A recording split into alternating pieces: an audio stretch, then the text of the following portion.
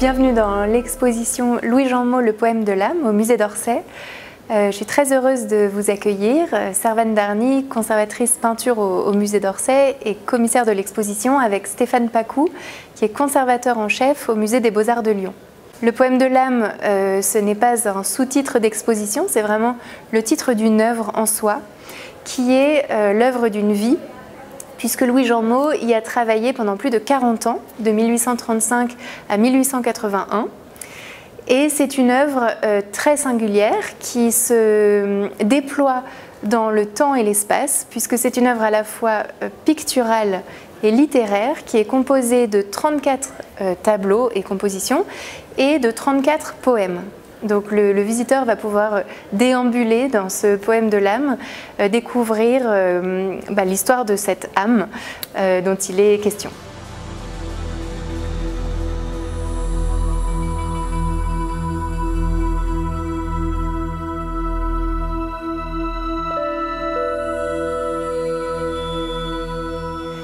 Ce projet d'exposition est né au musée. En fait, on a très à cœur au musée d'Orsay de faire découvrir des artistes qui sont un petit peu moins célèbres que d'autres. Au musée d'Orsay, les visiteurs, les touristes viennent beaucoup pour les impressionnistes. On a des grandes expositions au printemps sur Manet et Degas, à l'automne sur Van Gogh. Et à côté de ces très grands artistes absolument formidables, on a aussi à cœur de faire découvrir en fait un peu toutes les facettes du 19e siècle et du début du 20e siècle.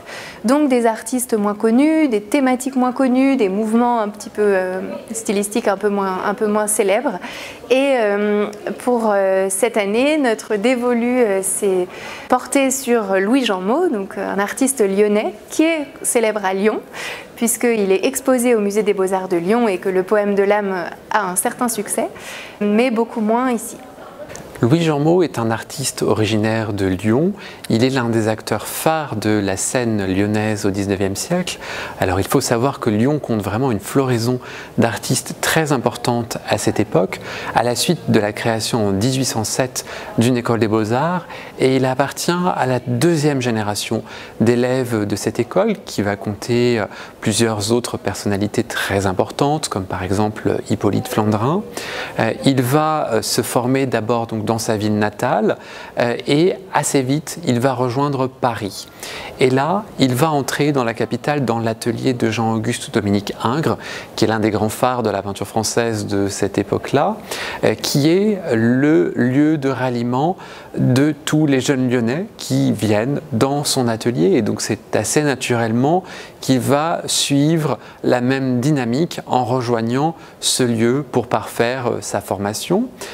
Il va y rester une année, il va ensuite se rendre en Italie pour retrouver ce maître qu'il admire et auquel il va rester d'ailleurs attaché durant toute sa vie. Et puis l'essentiel de sa carrière va s'effectuer principalement à Lyon, même s'il va tenter à un moment donné de se rendre à Paris pour acquérir des commandes et la renommée qu'il espère. Il va réaliser des peintures religieuses, des tableaux qu'il expose au salon. Il va effectuer des portraits pour répondre à des sollicitations de commandes. Il va également composer des décors, notamment pour des églises ou pour l'hôtel de ville de Lyon. Mais le grand œuvre de sa carrière reste le poème de l'âme, qui va l'occuper durant plus de 45 ans, entre 1835 et 1881. L'art de Louis-Jean Meaux se situe un peu à une sorte de croisée des chemins à son époque. Il est donc un élève d'Ingres et il va rester extrêmement marqué par la leçon qu'il reçoit de ce maître dans son passage dans cet atelier, c'est-à-dire qu'il va notamment en reprendre l'importance du dessin, le goût de la ligne. Ingres est vraiment le grand maître du dessin, à qui il accorde la primauté. Il enseigne d'ailleurs à ses élèves l'importance de dessiner, dessiner et dessiner encore, qui est vraiment la formule qu'il leur répète. Et Jean Meaux va mettre cela à profit dans la recherche d'une perfection de la ligne, dans la multiplication des dessins préparatoires qui viennent préparer ses compositions, dans cette quête d'un idéal formel. Et d'ailleurs, le choix qu'il va opérer de quitter la peinture pour le dessin lors du passage au second cycle du poème de l'âme peut être relié aussi à cette maîtrise acquise dans l'atelier d'Ingres. Mais cette leçon n'est pas univoque. Il va mêler plusieurs autres centres d'intérêt et il va être une sorte de trait d'union entre les deux pôles qui marquent la peinture française de cette époque, à savoir Ingres et Eugène Delacroix. Il a une fascination pour l'art d'Eugène Delacroix, le grand maître du romantisme, et il va regarder les œuvres de celui-ci. Il va même compter parmi ses relations. Delacroix parle de Jean Mot dans son journal, il s'intéresse à son travail et il y a vraiment un tropisme vers le romantisme qui apparaît dans ses compositions. Donc c'est une sorte d'alliance entre ces deux pans de la création qui vient s'exprimer dans son travail. Mais Jean Mot va aussi regarder beaucoup d'autres sources, en partant par exemple de William Blake, autre grand peintre-poète de la fin du XVIIIe siècle, jusqu'au pré-raphaélite et même jusque plus tard au symbolisme.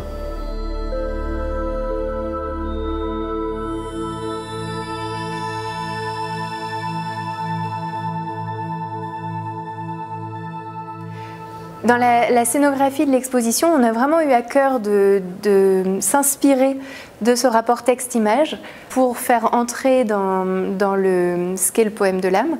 On a montré la première série et la deuxième série à la suite l'une de l'autre avec vraiment un parcours logique, un peu comme une déambulation, une promenade à travers le poème de l'âme.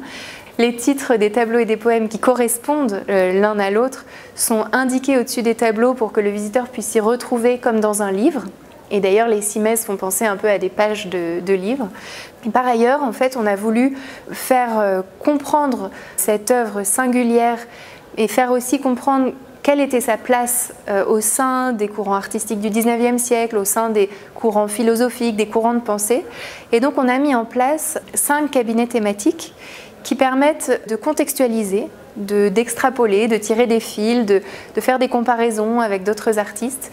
Et enfin, une dernière chose, c'est que le Musée des Beaux-Arts de Lyon nous a aussi prêté beaucoup de dessins préparatoires à ce poème de l'âme, ce qui permet aussi de rentrer dans le laboratoire de l'artiste.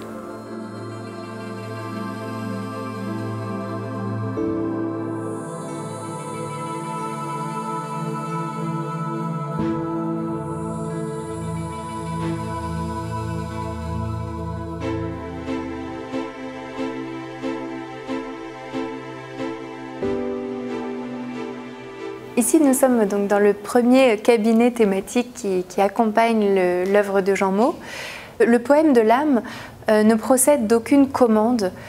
En général, quand on a des cycles picturaux, c'est des cycles qui s'inscrivent dans l'architecture.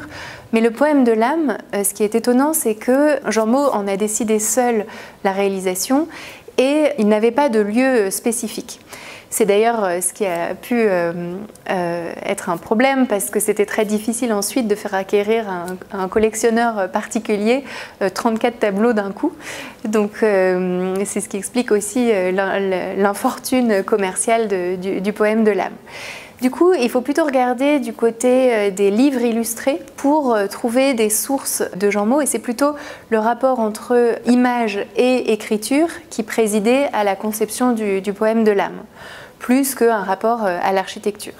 Donc dans ce cabinet, on a voulu un petit peu explorer cela à travers un certain nombre d'artistes qui ont eux aussi travaillé sur des cycles picturaux. On peut penser bien sûr à Chenavard, qui est également un artiste lyonnais et qui a reçu la commande du décor du Panthéon qui ne sera jamais réalisé finalement. On peut également penser à William Blake et à ses livres enluminés. Donc on expose ici dans cette vitrine deux facsimilés de ses œuvres Songs of Innocence et Songs of Experience, donc les chants d'innocence et les chants d'expérience, avec également un dispositif multimédia pour que le visiteur puisse consulter en fait l'intégralité de ces deux livres.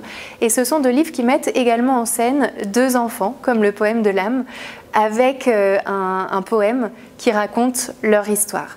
Donc il y a vraiment des affinités comme ça, des fils qu'on peut tirer, qui ont pu inspirer Jean Mot ou qui sont simplement en fait une sorte d'affinité du siècle, on pourrait dire, enfin de la fin du XVIIIe siècle et du milieu du XIXe siècle, qui a un goût comme ça pour ce mélange entre la poésie et l'image.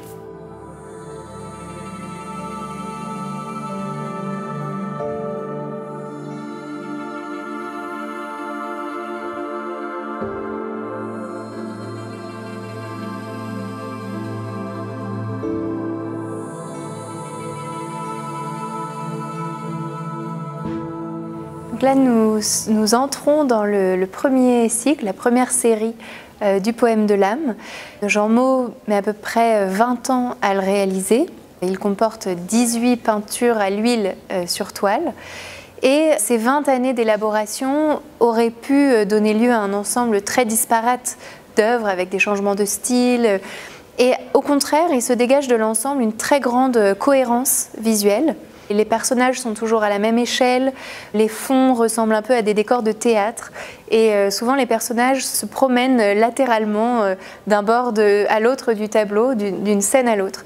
Et en fait, ce qui est très intéressant, c'est qu'en fait, ce cycle raconte l'histoire d'une âme sous les traits d'un jeune garçon, donc un enfant en fait qui naît au début du cycle et qui évolue de tableau en tableau, qui rencontre des personnages. Enfin, il y a un côté très romanesque en fait de ce cycle qui, en fait, c'est une œuvre séquentielle. C'est une œuvre qui se déroule dans le temps et l'espace, et donc on accompagne, on passe d'un tableau à l'autre.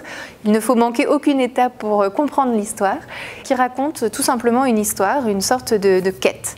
Donc on a cette âme qui naît, qui est apportée sur terre par son ange. C'est vraiment l'époque du grand succès populaire de l'ange gardien, hein, même si on ne croit pas en Dieu quelque part, à cette époque-là, on croit à son ange gardien. Il y a vraiment une grande croyance en ces êtres qui du coup se retrouvent beaucoup dans la peinture et qui sont omniprésents dans ce poème de l'âme. Donc l'ange apporte le jeune garçon sur la terre, il est ensuite donc incarné sur la terre, il va faire la connaissance de son âme sœur, une petite fille qui est habillée en blanc dans tout le poème de l'âme, tandis que lui revêt une robe rose. Malgré voilà, ce qu'on pourrait croire, le petit garçon est en robe rose. Et on les voit donc vivre leurs aventures. Et c'est un petit peu finalement comme des épisodes presque d'une série télévisée, qui est une forme qu'on connaît très bien aujourd'hui évidemment, puisque à la fin de ce premier cycle, de cette première série, il va y avoir un drame, un événement dramatique qui va complètement transformer le personnage principal et qui va arriver en fait au cycle 2, lui réalisé au fusain, beaucoup plus sombre, beaucoup plus noir, qui raconte l'âge adulte de cet enfant qu'on a vu grandir dans le premier cycle. Donc il y a vraiment une très très grande continuité, une grande cohérence entre le cycle 1 et le cycle 2. Les deux en fait ont été pensés ensemble dès le départ par Jean Mot. D'ailleurs il avait prévu de faire un cycle 3 et un cycle 4 qu'il n'a jamais eu le temps de réaliser. Et voilà, c'est donc l'histoire d'une âme avec toute la quête en fait spirituelle de cette âme sur la terre.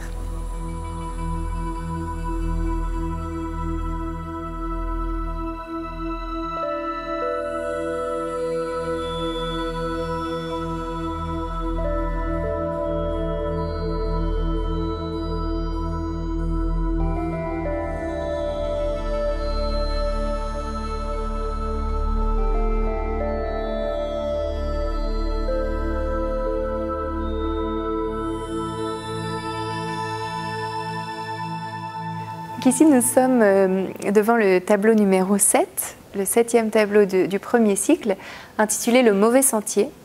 Les enfants commencent déjà à grandir, ils ont maintenant à peu près 8 ans, 8-9 ans sans doute, et c'est un tableau où ils se sont perdus, égarés sur donc, ce mauvais sentier. Ils se retrouvent devant une architecture très inquiétante, qui fait presque penser au tableau de Chirico, avec cette perspective impossible du bâtiment, les niches qui ne sont pas totalement dans le bon sens, qui renforcent en fait le sentiment d'étrangeté qui ressort de ce tableau. Les enfants sont coincés et se tiennent l'un à l'autre entre cette architecture un petit peu inquiétante, d'où sortent des personnages en toge, donc avec un grand nombre de niches qui se succèdent et qui se perdent dans le lointain.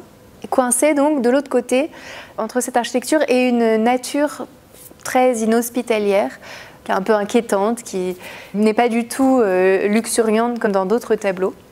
Et au premier plan à droite, il y a une vieille femme qui tient des clés. Et le poème nous apprend que elle rentre en dialogue avec ses deux enfants. Elle leur dit « Enfants, d'où venez-vous? Où courez-vous ainsi? Qui vous a permis de passer près d'ici ?» Et les enfants répondent « Nous nous sommes perdus, pitié pour nous, nous ne savons pas où nous sommes. » Ils sont très effrayés. En fait, les personnages en toge représentent les professeurs de l'université, puisque à l'époque, il y a un grand débat, notamment dans les milieux catholiques lyonnais, sur l'enseignement laïque et l'enseignement universitaire, qui va aboutir à la loi Fallou. Et des personnalités comme Jean Maud se battent pour que l'enseignement puisse rester libre et justement qu'une âme pure puisse bénéficier évidemment de l'enseignement catholique. Donc derrière, il y a un arrière-plan en fait politique derrière ce tableau. Et le tableau suivant, on voit bien que l'histoire se déroule en séquence. Le tableau suivant, intitulé « Cauchemar », en fait, la vieille dame, la vieille femme a réussi à attirer les enfants dans sa demeure. Et alors là, c'est vraiment l'étau qui se resserre sur les deux personnages. La jeune femme est évanouie, hypnotisée dans les bras de la vieille femme, tandis qu'elle s'apprête à attraper le jeune garçon qui a le choix entre se faire attraper par la sorcière ou tomber dans un gouffre. Donc c'est vraiment là le cauchemar absolu. Aux fenêtres du bâtiment, en fait c'est comme l'envers du tableau précédent. On est rentré à l'intérieur du bâtiment et les personnages des universitaires se penchent aux fenêtres, donc pour ajouter encore un côté écrasant et terrifiant au tableau.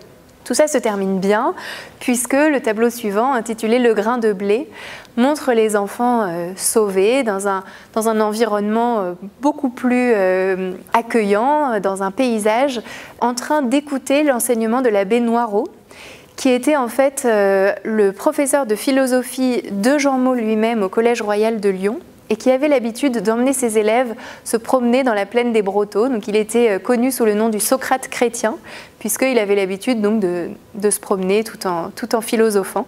Et donc les deux enfants, rassérénés, avec la lumière qui leur tombe sur leur front, écoutent avec intérêt l'enseignement. Donc ils sont rentrés dans le droit chemin.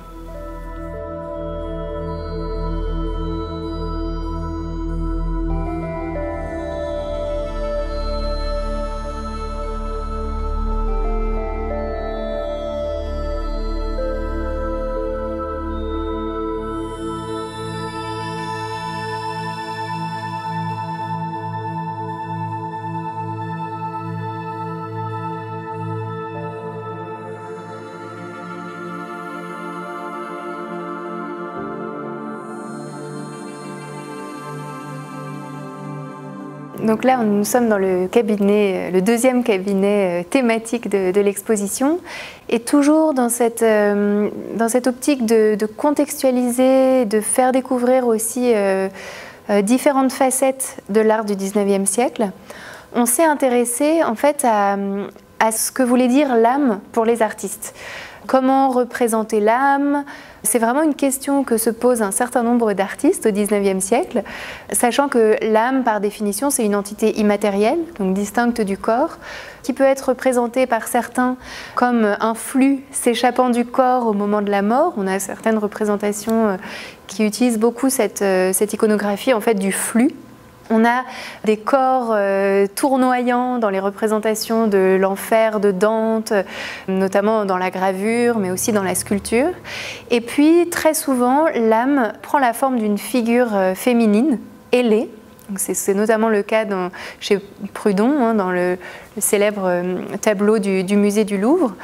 Et bien sûr, Jean Mot, lui, la représente sous les traits d'un jeune garçon qui d'ailleurs a la capacité un peu surnaturelle de s'élever dans les airs, de léviter de temps en temps sans explication voilà, fantastique par ailleurs. Cette iconographie de la figure féminine ailée, de l'âme, fait qu'elle est souvent confondue avec la figure de l'ange gardien.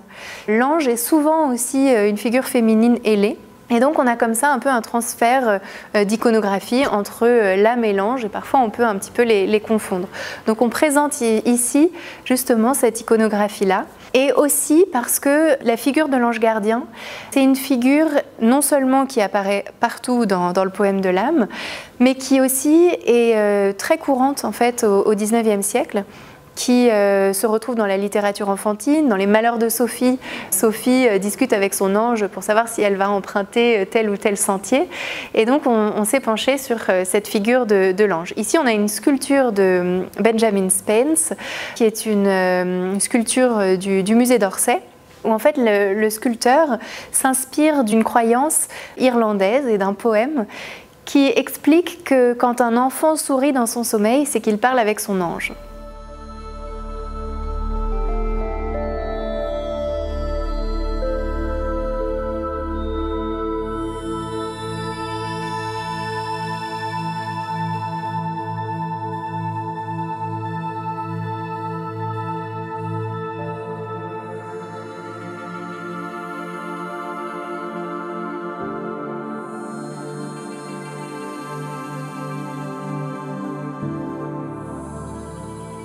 Le deuxième cycle du poème de l'âme poursuit l'histoire là où elle s'était arrêtée.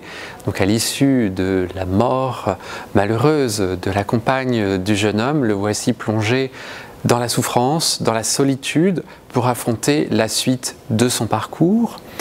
Louis Jormot va proposer cette fois un changement de médium, puisqu'il abandonne la peinture et il entreprend la réalisation de 16 grands dessins au fusain. Ce sont des dessins qui sont des œuvres abouties en elles-mêmes, ce ne sont donc pas des études préparatoires qui devaient ensuite être transposées en peinture, mais ce sont véritablement des réalisations abouties en tant que telles. Donc les formats sont les mêmes, voire un peu plus grands que ceux des peintures, et il déploie une grande virtuosité technique dans l'usage du fusain, qui est agrémenté de rehauts à la craie, puis au pastel, avec au fil du temps une virtuosité technique de plus en plus importante. Il va présenter certains de ses dessins lors des salons parisiens en 1861 en 1868, mais malheureusement il ne pourra jamais montrer de son vivant la totalité du cycle du poème de l'âme. Alors la bascule de médium est un petit peu difficile à expliquer avec certitude. Peut-être y a-t-il eu des raisons économiques, parce qu'il pensait que le fusain serait plus rapide que la peinture. Malheureusement, ça ne sera pas le cas, puisque la durée de réalisation va être encore plus longue. Et c'est aussi un goût de l'époque pour cette pratique du fusain que l'on retrouve au même moment chez d'autres artistes. Le texte lui-même, qui correspond donc à ce second cycle, prend une tonalité plus sombre. Alors nous invitons d'ailleurs les visiteurs à l'entendre dans l'exposition par l'intermédiaire donc soit de l'audioguide, soit de douches sonores, et Alexandre Astier a eu la grande gentillesse de nous prêter sa voix pour dire des extraits de ce poème. Et donc nous découvrons dans ce second cycle le héros traverser toute une série d'épreuves, de tentations, pour tenter de mettre un terme à sa souffrance. Il va d'abord chercher une issue potentielle dans l'amour charnel, mais cela n'aboutit pas au réconfort qu'il souhaite, parce que l'amour charnel ne dure pas. Il cherche ensuite du réconfort en cédant à la luxure, et il finit par abandonner en fait sa foi, par la renier, en estimant qu'elle ne lui apporte finalement aucune résolution à ces conflits qui le minent. Et il va tomber de plus en plus dans la souffrance, il va connaître vraiment les affres du désespoir avant d'aboutir à un happy end qui vient marquer donc la fin de ce parcours avec 3 dernières scènes qui concluent le poème de l'âme sur la rédemption. Le voici qui est sauvé grâce à l'intercession à la fois de sa mère et de sa bien-aimée perdue, qui monte au ciel, qui retrouve la jeune femme, mais la fin est ambiguë parce qu'elle lui annonce qu'en fait son heure n'est pas venue et qu'il lui faut redescendre sur terre pour mener sa vie en suivant les préceptes de sa foi donc ils ne se retrouveront qu'un peu plus tard.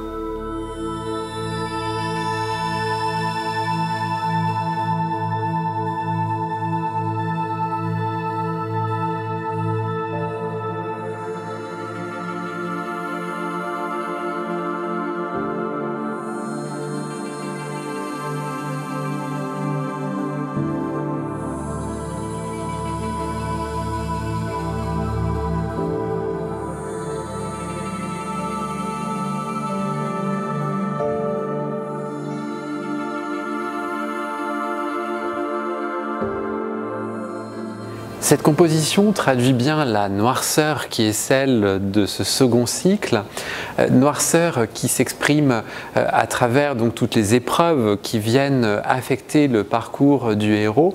Alors de composition en composition, on le voit vieillir en fait. On s'aperçoit qu'ici il a une barbe en fait, il a des traits qui sont plus mûrs et il lui est arrivé une épreuve terrible en fait, sa souffrance intérieure suite à la perte de la femme qu'il aimait l'entraîne vraiment dans les affres des tourments les plus noirs qui sont symbolisés par une chute dans un gouffre. Il a là un supplice qui est terrible en fait, qui est rattaché à l'histoire racontée par Virgile dans l'Énéide d'un souverain étrusque qui s'appelait Mésence et qui avait imaginé en fait un procédé tout à fait barbare qui était de lier en fait sa victime à un cadavre en fait, de manière à ce que en fait le contact étroit avec ce cadavre conduise à la mort du pauvre personnage. Et donc là, nous voyons le héros attaché à cette femme qui symbolise eh bien, la disparue, en fait, sa bien-aimée qui est décédée, et donc qui est en fait la cause de sa souffrance. Donc le voilà en fait dans ce gouffre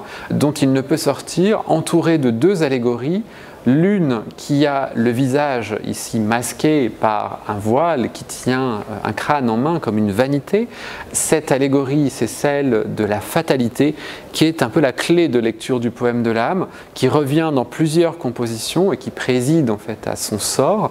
Elle est assise ici sur un sphinx et de l'autre côté, nous avons donc cette autre allégorie qui est celle de la science qui est montrée par donc, ce savant qui se regarde dans un miroir et qui caresse la tête d'un singe, ce qui est une allusion à la théorie de l'évolution de Charles Darwin, en fait, qui est contemporaine et que Jean Mot vient rejeter dans cette idée donc, du matérialisme de la science contemporaine. Donc c'est aussi finalement une cause de souffrance pour ce héros. Et nous avons cette danse au-dessus du gouffre de ces 7 personnages qui sont ces 7 femmes très légèrement vêtues, qui sont figurées à la manière d'un tableau de la Renaissance. On pense par exemple à Mantegna ou à Raphaël. C'est une scène qui nous paraît très heureuse, très élégante, et qui en fait symbolise les 7 vices, qui sont ici triomphants de la souffrance du héros. Donc finalement, c'est une image qui est tout en ambiguïté entre cette beauté formelle qui est associée à cette idée de la souffrance. Alors, très heureusement, ce ne sera que transitoire puisque nous allons ensuite aboutir vers cette rédemption qui vient conclure le second cycle, mais cela traduit ici toute la noirceur. Par ailleurs, nous avons aussi toute la virtuosité technique dans cette grande feuille qui est réalisée sur un papier coloré, qui est un papier rose. Il va jouer de cette teinte aussi pour renforcer ce caractère de cette scène en fait qui semble presque comme baignée par une lumière de feu en fait. Et il vient apposer par-dessus le fusain qui est donc son matériau privilégié, des rehauts, de craie ou de pastel qui viennent mettre en lumière les différentes zones majeures de cette composition.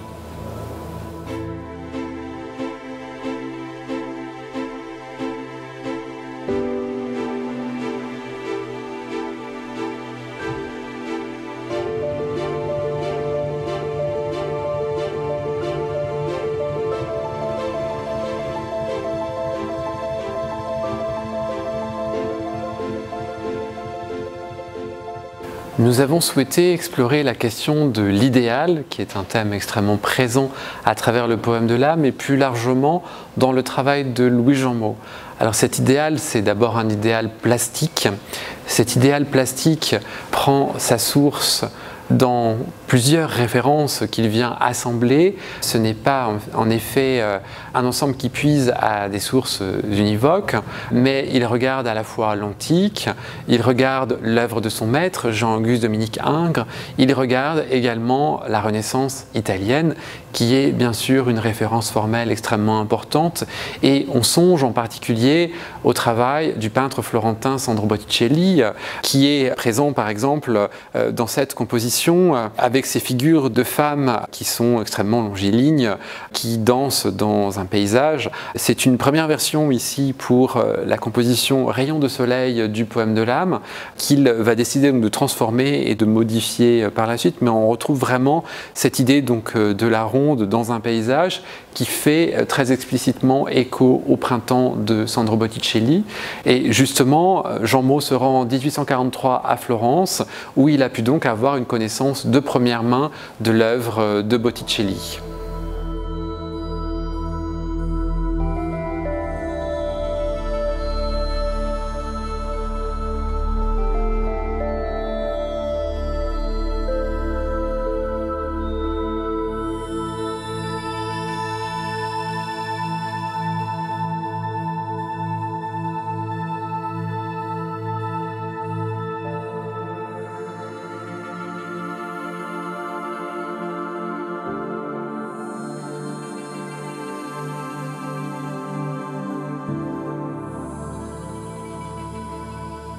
Ce quatrième cabinet explore le thème du rêve, de l'inconscient, du cauchemar, qui est très présent à travers le poème de l'âme et à travers ces deux cycles. Il intervient effectivement dès le premier cycle avec ce tableau donc, du cauchemar, et il vient explorer un monde qui est déjà fascinant pour cette génération romantique et qui reviendra ensuite bien entendu à travers le symbolisme et puis plus tard même le surréalisme au temps de la psychanalyse. D'ailleurs les surréalistes, s'ils n'ont jamais connu le poème de l'âme, auraient sans doute fortement été intéressés par celui-ci, d'autant plus que nous savons que Salvador Dali a pu voir une œuvre de Louis-Jean Meaux, qui n'est pas une œuvre du poème de l'âme, dans une exposition, et il se serait exprimé à ce moment-là, ce tableau, c'est moi qui l'ai peint. Donc ce qui montre bien l'intérêt qu'il avait eu pour cet artiste dans lequel il reconnaissait des similitudes avec sa propre démarche. Nous souhaitons aussi effectivement retracer dans ce cabinet les liens qui ont pu se nouer entre Louis-Jean Meaux et une génération plus jeune qui est celle du symbolisme et plus particulièrement avec Odilon Redon. Le jeune Odilon Redon arrive à Paris dans les années 1870 et il va alors fréquenter un salon littéraire qui est celui de Berthe de Ressac, qui est une jeune femme d'origine lyonnaise, élève de Jean Meaux, qui va vraiment le soutenir à ses débuts, et il rencontre Jean Meaux dans ce salon. C'est le moment où Jean Meaux travaille sur le second cycle du poème de l'âme et où Redon lui-même fait le choix d'opter pour des dessins au fusain, que l'on va appeler les dessins noirs, et il est très tentant de voir là vraiment un lien, une filiation, un passage de témoin finalement entre ces deux artistes avec des univers qui peuvent présenter certains parallèles. Ici les yeux clos montrent effectivement cette idée du repli sur le monde intérieur et sur l'inconscient.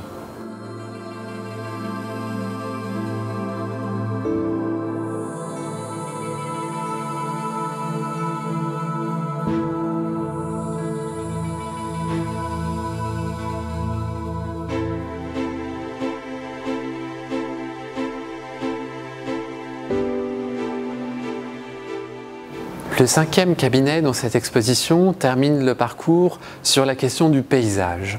En effet, le paysage occupe une place importante à travers les compositions du poème de l'âme. Il en est toujours un acteur et la plupart de ces décors empruntent leur origine au Bugey, qui est une région située dans le département de l'Ain, à proximité de Lyon. Et Louis-Jean Meaux avait des attaches personnelles avec cette région. La famille de sa mère en était originaire et il se rendait très fréquemment l'été, dans les années 1830 et 1840, dans cette région, en particulier en compagnie de deux camarades lyonnais, peintres de paysages, Florentin Servant et Paul Flandrin. Et c'est à leur côté qu'il va se familiariser avec la pratique du paysage sur nature. Il va en effet travailler dans la campagne, il va les accompagner en prenant ses pinceaux, sa boîte à couleurs et aller réaliser des dessins mais aussi des études peintes à l'huile sur papier, comme celle que nous pouvons voir ici, représentant donc des fragments de ce paysage qu'il va ensuite mettre à profit pour placer les scènes du poème de l'âme. Et la plus grande de ces deux compositions montre ainsi un site qui se trouve aux environs de Lacou, dans le Bugey, c'est un village en fait près du plateau de Hauteville, qui va reprendre ensuite pour situer la dernière scène du premier cycle du poème de l'âme, qui est Réalité, où il insère donc la figure dans ce paysage. Donc c'est véritablement un travail sur nature qui vient donner vie à ces décors.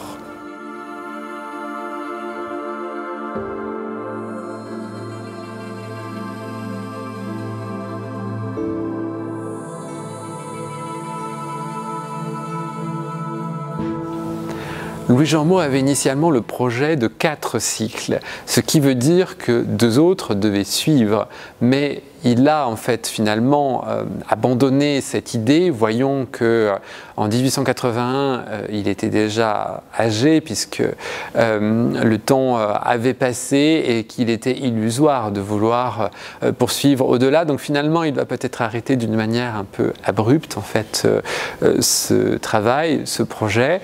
Effectivement il devait y avoir un autre cycle qui devait raconter le retour de l'âme du jeune homme sur Terre, pour cette fois mener une vie suivant les préceptes de la foi, et enfin un dernier cycle qui allait illustrer la vie de l'âme au ciel en fait.